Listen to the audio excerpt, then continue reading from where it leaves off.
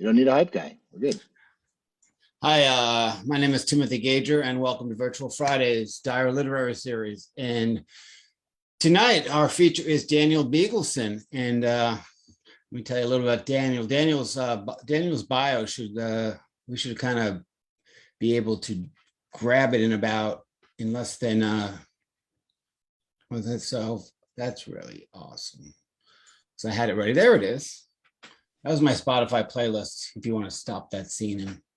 So Daniel is the author of a book of Being Neighbors on Ricochet Editions and the chapbook Only the Borrowed from Verse. He serves as director of Visiting Writers Series in Northwest Missouri State University. He also works for editor from the Laurel Review. He holds an MFA from the University of Montana and an MA from UMass-Amherst. He's originally from New Jersey. He lives near Kansas City with his wife and two kids. So let us turn it on over to Daniel right now. Awesome. Well, thank you for hosting me and having me, and I'm honored to be able to share my poems with you all this evening. I'm going to read from my first book. It's called Being Neighbors, come out through Ricochet Editions. The central kind of sequence of the book, I like to write serial poems, is called Neighbors. There's about 11 of them in the book, and they follow a kind of similar structure. So I'm going to start with reading one of those and then read a few other poems from the collection. This is called Neighbors 1, and it has an epigraph from Rabbi Abraham Joshua Heschel. It's called History Has Made Us All Neighbors. Replace I with you. Replace clouds with branches. Exculpate my heart. Replace my heart with another organ, the eyes with iris aperture, or hear the body with the body.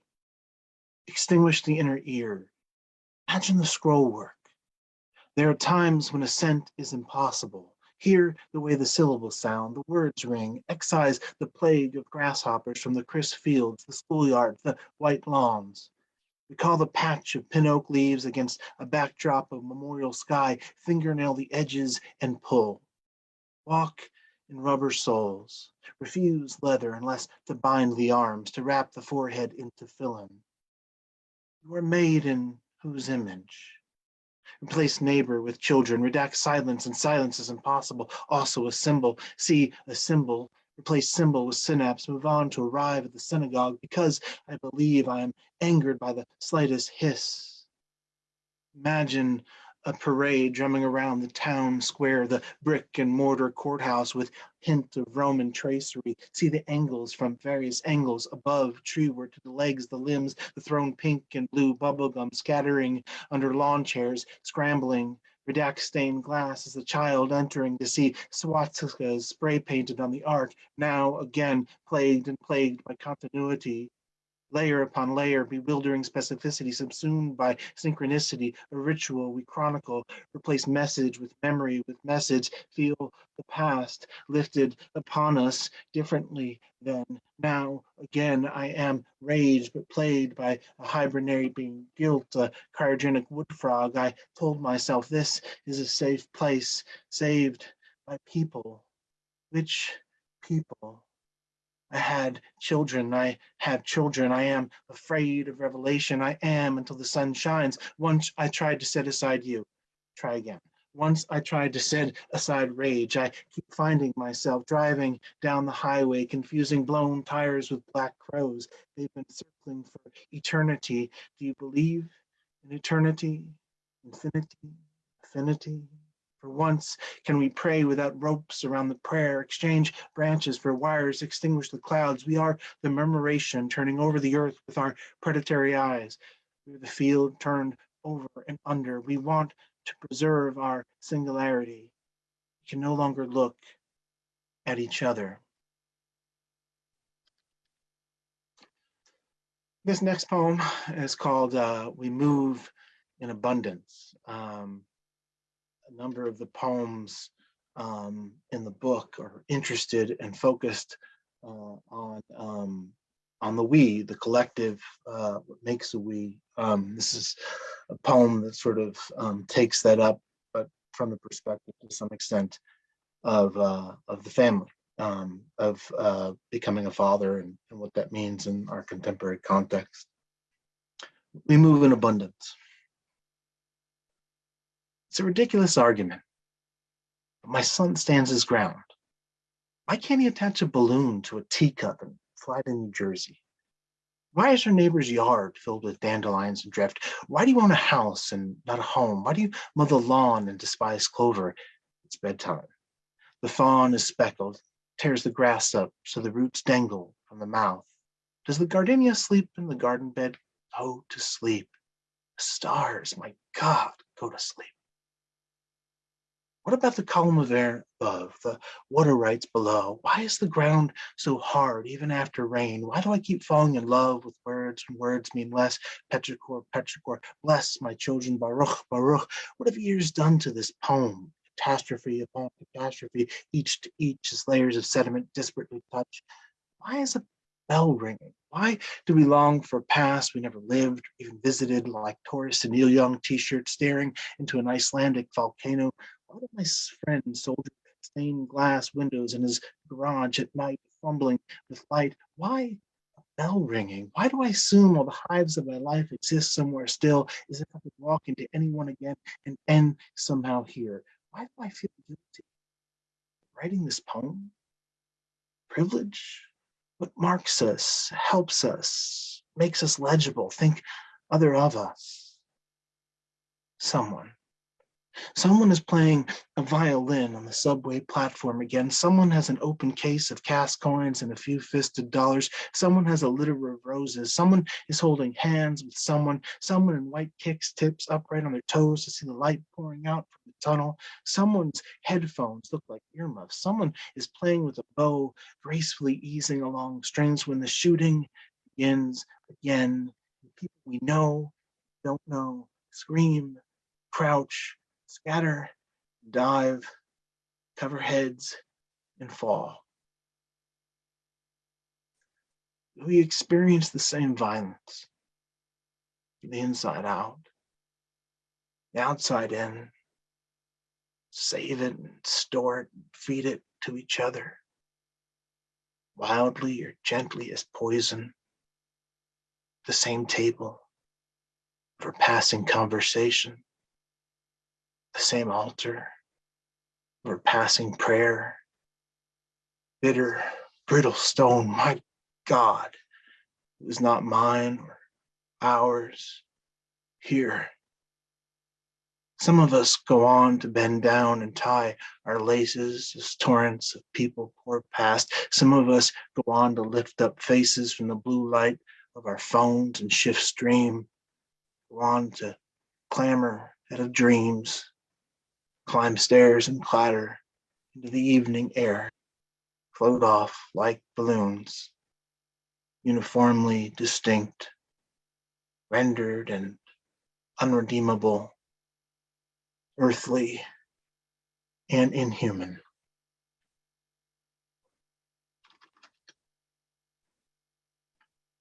I'll read one more poem from the collection. It's called Notes on the Winter Holidays. It's in conversation with a poem by Charles Reznikoff, the 20th century objectivist poet, lived his whole life in New York City. Anyway, it's a playoff of one of his poems. Even you are responsible to more than you. My daughter likes visiting the pet store. It's like a zoo, she says. She wants a new calico she can walk with a string. On the way home, she says, do we sing poems before we light candles? Not to see by, but to look at. On one level, the mind doesn't impose order. The mind doesn't impose order. Order presumes priority, good credit score, forwarding address. My bills accumulate in empty spaces. My subject position won't stand still. How do we get here? On one level, we are not casual acquaintances. Imagine we are pressed upon one another. For a while, we lived on the second story above the leader's store, just down the street from the Woolworths, which still had a griddle, a soda fountain, smelled of melted butter. I'm not nostalgic. No need. I can still remember the photographs of my frame. Sometimes a window, and closing and disclosing, morning comes on in little bites. We take the subway to the museum, exchanging views to the tunnel and into the terminal. Imagine you're pressed against each other. Mingled breath and smell so close to the silver doors, a cell membrane, you are a witness only to what you admit. Some words emit so many possibilities they threaten to burst. What is light? What is rain? Now a metaphor. Take two, answer in the morning. We look and do more than look. My daughter says you talk with your eyes off. Why should everything we see interact with light? I'm counting the clouds destined for Florida. I move the store here. This is inescapably common. Where is here? Will you pray with me? Pray with your feet on the pavement. When she was born, we didn't know if she would ever walk. Now, she says, my whole body is a winter storm as she leaps across the couch, upending the cushions. No digging out. Self is reintegration of exponential apologies. Crowd of people in multicolored coats holding handmade signs and choosing to sit or stand in the same world. After you. No, I insist. After you. Thank you. Wow, thank you, Daniel. That was incredible. I really find your delivery unique in a very positive way. It's almost as if you were delivering a speech of your poetry. Oh, thank you. Now, do you work on your delivery and your presentation? I write. I think it's I write in with the kind of auditory in mind. So I'm often as I write, I'm often kind of talking aloud, and that's kind of part of the process. And I practice a little in the sense that I've given a few readings, and before I kind of read through the poem that I'm gonna plan on reading that evening, but I don't really work on it, in the sense of practicing over and over again. But I think part of it is that I write for the sound in a lot of ways. So I write for the music. Now, does that create natural line breaks for you, or do you ever break the musical rhythm to break a line and it becomes a new piece of music? Yeah, it's interestingly because this collection I write a lot of prose poems, and so what I do is use the kind of period to kind of to function as kind of a line break, in some of the poems, and in other poems I'm using the line break to kind of create that music. It's difficult to score the poem, in a sense. I mean, Charles Olson kind of talks about objective verse, kind of trying and attempting to do that. But yeah, I kind of like to. I want the poem to work on the page as well as off the page. So I'm trying to score it, but I love the multiplicity of meaning you get when you have that great line break where the line means one thing and then you read over it and then it reads another thing. That really excites me. And it's one of the reasons why I go to poetry is that multiplication of meaning. So. Yeah, I relate to that too. Now, Barbara asks, no, I'm sorry, not Barbara. Barbara asked the other one. Cindy said, do you play musical instruments and what do you play? I wish that I played musical instruments. It's not talent. So I sometimes say to people, if I could sing and play guitar, I would have done that. I don't. So I think my poetry is kind of like my music. It's the thing that, for me, that's where I find my music. I don't have a singing voice, I guess. So, and I don't play an instrument. But you had a poem. The poem was "You're a Clock Tower." That was in a documentary film. Now, was that put to music, or how did that get into that film? No, that's just a title. I wish it was in a film. That'd be fun. So it's you know the that was a poem that is playing on um, uh, this sort of conception of time with the clock tower, and then how we document and how we kind of bear witness to those things. So yeah, the poem was not in a documentary film, but I'm actually, that's one thing I'm interested in learning more about, is actually making short films and without the poems, layering image and voice, but I've not had the time to dedicate to that. Okay. I think your microphone's cutting a little in and out. I don't think that's your Zoom feed. So, Oh, but maybe I'm catching 99% of this. So Flair asks, how many Zoom readings have you done? Because your eye contact accompanied the poems very well. thank you. How many Zoom readings have I done? I don't know, maybe four or five, maybe six. Since like last almost a year ago, I had a reading in like last spring, and then my book came out in September. I've been trying to kind of do a few readings here and there along the way. Um, Zoom is a format that I teach, so Zoom is a format that I'm pretty used to. So Have you done any live readings? I've only had the chance to do one live reading for this book, and that was at Northwest where I work. I read opened for a couple of people that came in to read, and we had an outdoor reading, and it was last. When was that? It might have been in last fall, when things were looking a little better COVID wise.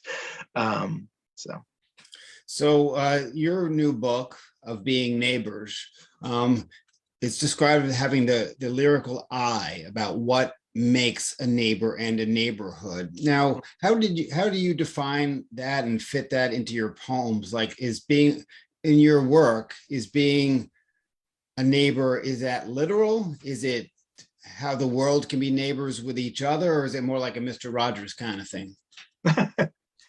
no, I mean, maybe it's a little bit of all those. I think that the book in its origin, it's my first book, and his first books tend to be, they are books that kind of have a long history. So some of the poems were sort of started, post 9/11, and kind of, bear the imprint of that experience. But as a writer, I like to kind of layer and continue to fold into poems the process of writing them. So the poems have evolved, and then a lot of the major poems in here, the neighbor sequence particularly, was written post 2016, and sort of bears the imprint of my personal response to the Trump presidency. And I remember, dropping my kids off at daycare the day after the election, and just feeling like, I don't know, who are these people that I thought I knew, and so part of the poems begin to kind of develop out of that. We live in proximity to others. We have literal neighbors, some of whom I think we thought were on, view the world in a similar way, and it turns out we don't. So the poems are very much trying to navigate that sense of neighbors, a fractured neighborhood. But I think also, more broadly speaking, Rabbi Abraham Heschel and Martin Luther King Jr. are two influences from the perspective of their philosophies for me, in the sense that both articulated that one of the major quandaries and problems of the contemporary world is that we have made of it a neighborhood, but we haven't made of it a brotherhood yet. So in a sense that we live in close proximity. Our choices, the clothes we wear, the things we eat, our phones, are built in China, designed in the United States. They have batteries made out of materials from Afghanistan. So, globalism centrally has made us all neighbors. And what do we do with that? We can't continue to pretend like we're not. So, how do we navigate that as well? Those are sort of central questions in the book. And then I think, when you start thinking about the self, the I, who we all are, we're all multiple, we're all many things. And so the individual is in and of itself, for themselves, a neighborhood. So the poems all kind of try to navigate those layers. Now, how do we navigate as people to be good neighbors? I mean, I live in a condominium association. We live walking distance from each other. And at our annual meeting, the suggestion was, well, let's all sign up for the neighborhood app so we can talk to each other. Mm-hmm. Now, how do we get past that? What are your recommendations? Yeah, you're asking that question of a person who's not on social media. Doesn't, I actually think Zoom is a fantastic forum for people, because at least we can see each other face to face and have these kind of conversations, and it brings into conversation people who we're all disparate places. It's a form of contact that I think is important, but social media and I'm not on any of that really. So we brought in, part of our challenge as human beings right now, generally speaking, is that we think we are connected in ways that we're not connected. And we have the illusion of connection through these social media platforms, but we're all still very lonely and isolated. I'm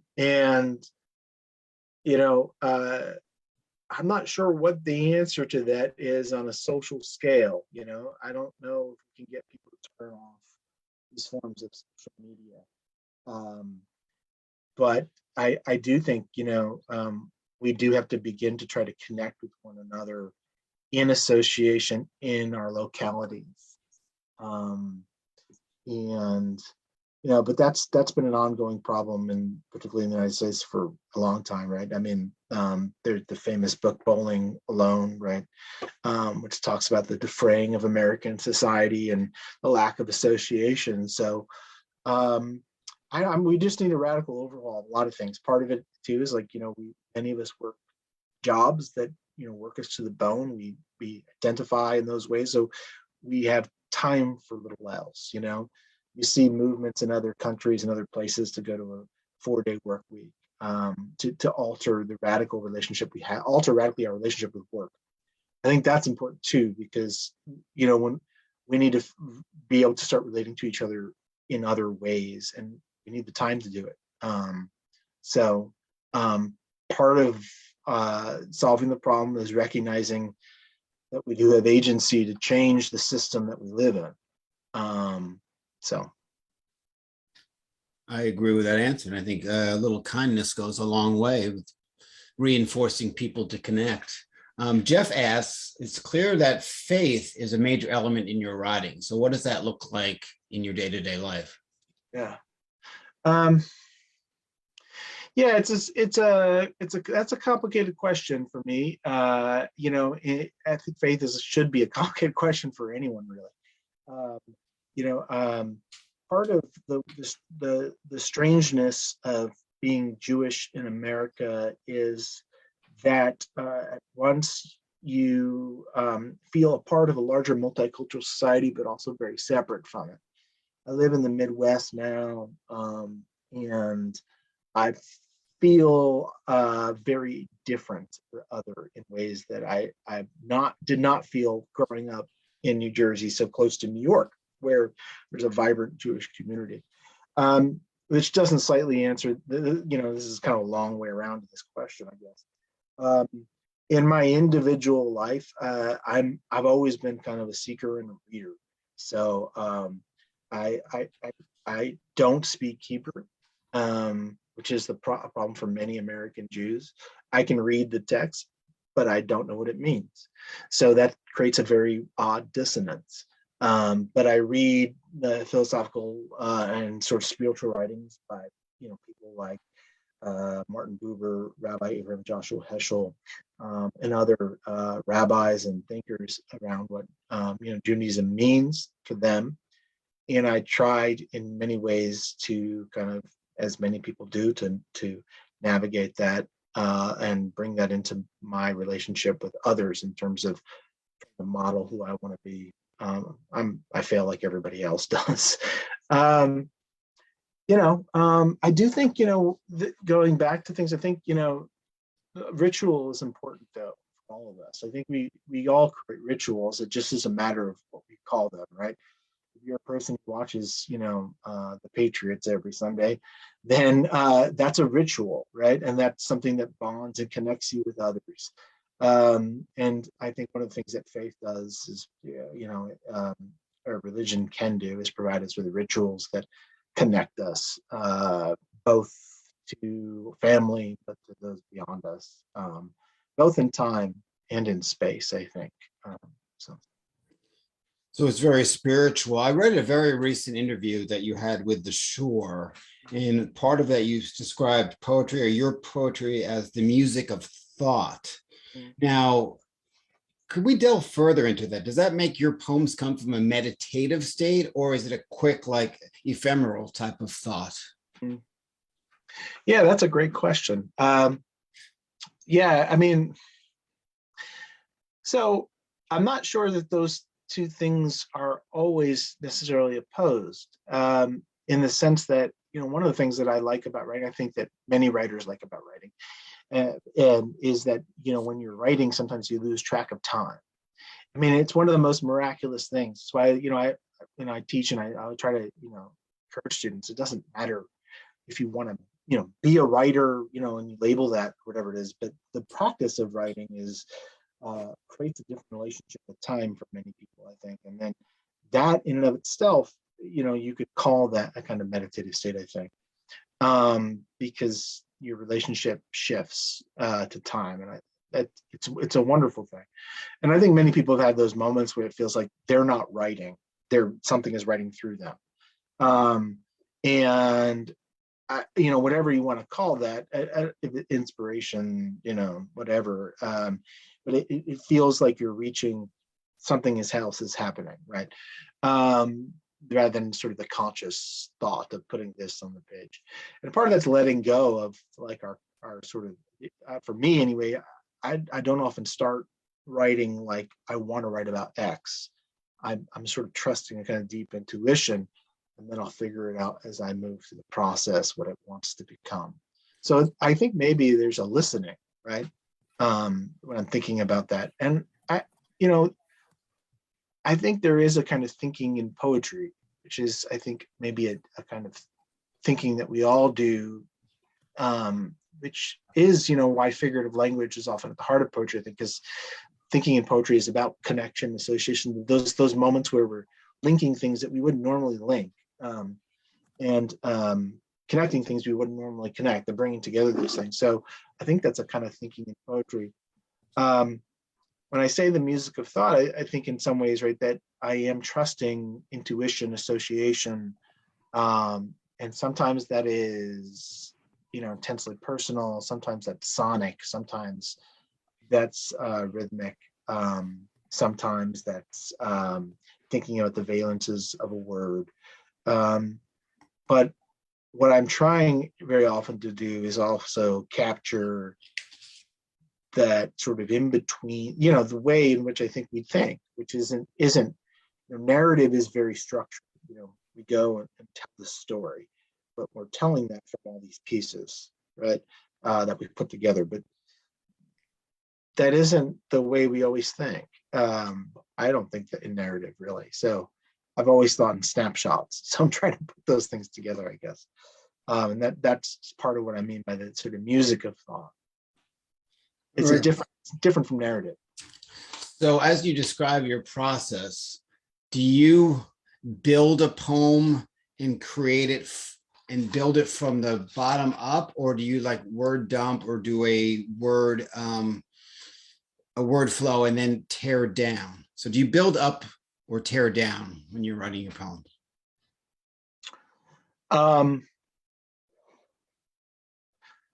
I think, well, I would probably say a build up. Um, in this, if I catch the drift of your question, because most of my poems usually get longer. I guess I don't, part of my process is can be strange in the sense that I let poems circulate in my head, and then I'll feel like there's a space, there's a need for a line, a need for some thought that I'm not sure what it is yet. And I'll let it sit there for a long time, and then I'll be doing my daily life, and then I'll write something down. I realize that's the line that needs to go here. So, which in some ways is, yeah, the poems tend to build, and I like the layer, you know. And sometimes the poem becomes more than one poem. So I'd say it's more of a building up than a kind of streamlining or cutting away. Okay.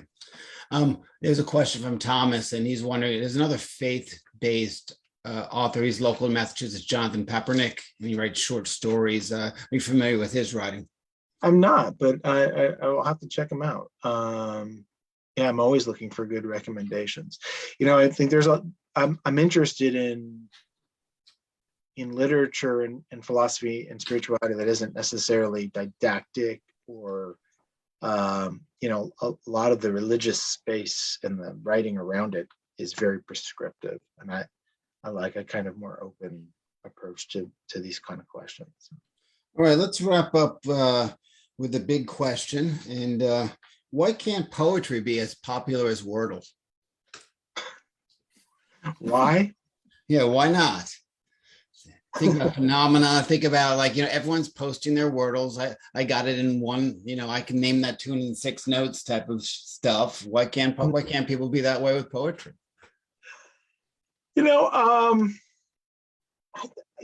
I think poetry is so broad and actually is enormously popular in ways. I just think we don't always think of it as poetry. So I mean, like I think there's a room on Instagram, and I'm not on social media, but for the short, Instagram poets, right? There's Twitter poets. I mean, those are all forms of poetry. I mean, we live in a weird time of poetic abundance. I think poetry is more popular than we think of it. I think certain types of poetry are not. But again, now we're getting into arguments about what is poetry and what's not. I write a particular kind of poetry. I think it's actually kind of challenging, a more experimental poetry, but I don't want to be, I think it's important to be inclusive. So. Well, Daniel, thank you so much. If folks are interested in Daniel's book, there it is. And you can buy it right on go to his website, which is danielbiegelson.com. And this order button here will take you right to his publisher's page, where you can purchase Of Being Neighbors. So Daniel, thank you so much for being our guest. And for those people that are tuning into the stream on Facebook, if you'd like to come in and read at the open mic, feel free to use the link or visit us again. I'm going to now shut you guys off, and we'll have the open mic here. Thank you, Daniel. Yeah, thank you. Stick around and hear a few folks read.